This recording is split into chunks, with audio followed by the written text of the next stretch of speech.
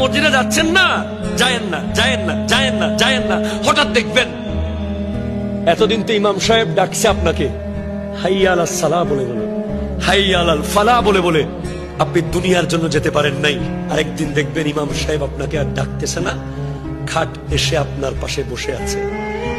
খাট সাহেব আপনাকে বলবে উঠে যাও, বহুত দিন সুযোগ দিয়েছি।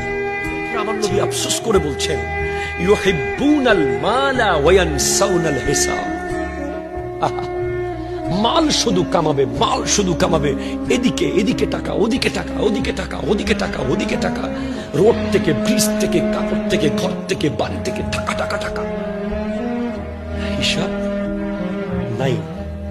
কিন্তু হিসাব তো দিতে হবে।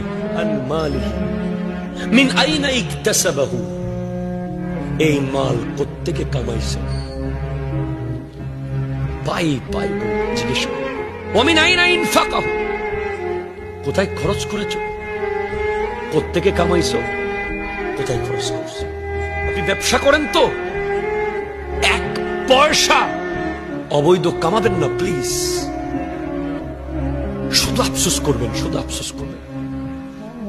আপনি ঘুষ টাচ করবেন না, আপনি সুদ টাচ করবেন না, খবরদার।